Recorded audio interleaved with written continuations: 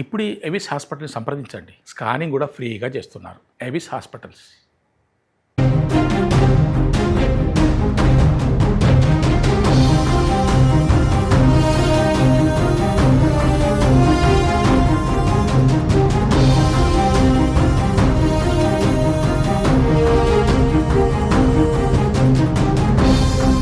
పాకిస్తాన్ దొంగ నాటకం మరొకసారి బయటపడింది. యుద్ధంలో మేమే గెలిచామంటూ పాకిస్తాన్లో సంబరాలు చేస్తున్న పాకిస్తాన్ సింధు నది జలాలు కావాలంటూ మన విదేశాంగ శాఖకి ఆ దేశ జలవనరుల శాఖ లేఖ రాసింది.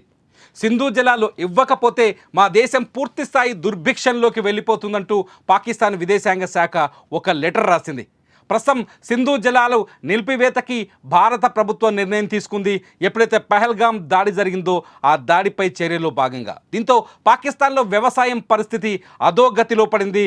కేవలం సింధు నదీ జలాలపైనే 81% వ్యవసాయం ఆధారపడి ఉంటుంది ఆ దేశంలో. చాలా ప్రాజెక్టులు పాకిస్తాన్కి వెళ్ళే సింధు నది దాని ఉపనదులకు సంబంధించిన ప్రాజెక్టుల నుంచి నీళ్లను నిలిపివేసింది భారత ప్రభుత్వం.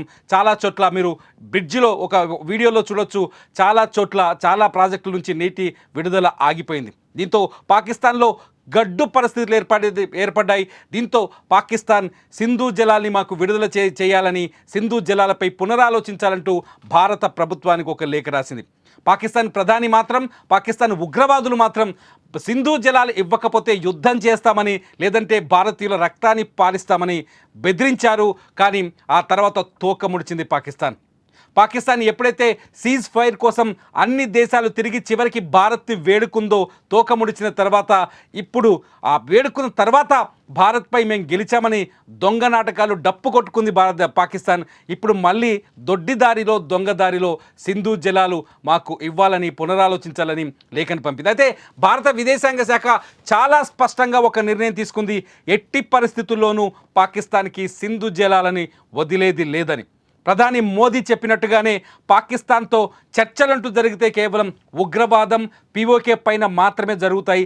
ఈ చర్చల్లో కేవలం ఈ 2 దేశాలు తప్ప మూడో దేశానికి ఛాన్స్ కూడా లేదని ఇవాళ భారత విదేశాంగ శాఖ మంత్రి జైశంకర్ ప్రకటించారు. సింధు జలాలపైన ఇప్పట్లో నిర్ణయం తీసుకునే అవకాశమే లేదని మరోసారి క్లారిటీ ఇచ్చారు. అంతేకాదు సింధు జలాలు కావాలి అంటే పాకిస్తాన్ ముందు ఆ దేశంలో ఉన్న ఉగ్రవాదుల్ని ఖచ్చితంగా భారత్కి అప్పజెప్పాలని ఒక డిమాండ్ విధించారు. సింధు జలాలపైన ఒకవేళ చర్చకు వెళ్లాల్సి వస్తే ముందు భారత్ పెట్టిన 2 కండిషన్లకి పాకిస్తాన్ ఒప్పుకోవాలని, అందులో ఉగ్రవాదం అలాగే పీఓకే పైన చర్చలు సఫలించిన తర్వాతే పాకిస్తాన్కి సింధు జలాలు వెళ్తాయని ప్రొఫెసర్ జయశంకర్ ఇవాళ వివరించారు. సింధు జలాల్ని అప్పగించకపోతే పాకిస్తాన్లో అనేక మంది ఉగ్రవాదులు ఉన్నారని, ఇప్పటికే భారత్ ఉగ్రవాదుల లిస్టును కూడా పాకిస్తాన్కి పంపించిందని, అంతే ఆ లిస్టులో ఉన్న ఉగ్రవాదులందరినీ భారత్కి అప్పగించాలని అన్నారు జయశంకర్. అంతేకాదు పాకిస్తాన్లో ఉన్న ఉగ్రవాద శిబిరాల్ని నాశనం చేయాలని, వాళ్ళకి అందిస్తున్న ఆర్థిక సాయాన్ని నిలిపేయాలని, వీటన్నింటినీ ప్రపంచం నమ్మిన తర్వాతే పాకిస్తాన్కి సింధు జలాలపైన చర్చిస్తామని జయశంకర్ చెప్పారు. ఇటు దేశంలో మోదీ ట్రంప్ సీజ్ ఫైర్కి మాట్లాడిన తర్వాతే, ట్రంప్ ఒప్పందం ద్వారా ట్రంప్ కుదిర్చిన చర్చల ద్వారానే ప్రధాని మోదీ సీజ్ ఫైర్కి అంగీకరించారని ప్రతిపక్షాలు వేస్తున్న ప్రశ్నలకు కూడా సమాధానం చెప్పారు జయశంకర్. సీజ్ ఫైర్కి కేవలం పాకిస్తాన్ మాత్రము అర్థించడం వల్లే వెనక్కి తగ్గామని, ఈ విషయంలో మోదీ తన స్పీచ్లో స్పష్టత ఇచ్చారని కూడా చెప్పారు జయశంకర్. ప్రధాని మోదీ ఏ మధ్యవర్తిత్వానికి కట్టుబడలేదని, పాకిస్తాన్ విషయంలో కేవలం ద్వైపాక్షిక చర్చలకే కట్టుబడి ఉంటామని, అదే భారతదేశ విధానమని మరోసారి స్పష్టం చేశారు ప్రొఫెసర్ జయశంకర్. ఈ నేపథ్యంలో పాకిస్తాన్కి గడ్డు పరిస్థితులే ఎదురు కాబోతున్నాయని అర్థమవుతుంది. సింధు జలాల విషయం కానీ, ఇతరత్ర కండిషన్స్, వ్యాపార విషయాల్లో కానీ, వాణిజ్యం విషయంలో కానీ పాకిస్తాన్తో ఏదైనా ముందుకు సాగాలి అంటే ముందు ఉగ్రవాదం, పీఓకే పైన చర్చ జరగాల్సి ఉంటుందని అర్థమవుతుంది. మంత్రి జయశంకర్ వ్యాఖ్యలతో ప్రపంచానికి కూడా ఒక క్లారిటీ వచ్చింది.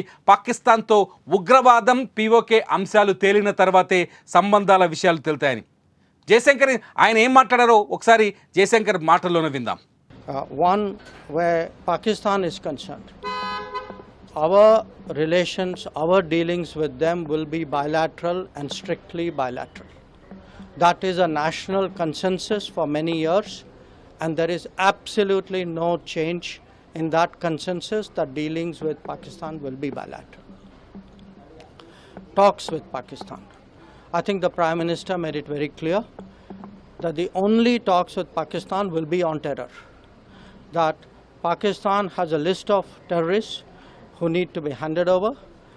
They have to shut down the terrorist infrastructure. They know what to do. We are prepared to discuss with them what is to be done on terrorism. Those are the talks which are feasible. Pakistan పైన భారత నిర్ణయాన్ని మీరు స్వాగతిస్తున్నారా, వ్యతిరేకిస్తున్నారా? ఉగ్రవాదం PoK పైన చర్చల తర్వాతే సింధు జలాలపై మాట్లాడాలి అంటున్న కేంద్ర మంత్రి జైశంకర్ వ్యాఖ్యల్ని మీరు సమర్థిస్తున్నారా లేదా? ఈ వీడియో కింద కామెంట్ చేయండి. చూస్తూనే ఉండండి సుమన్ టీవీ.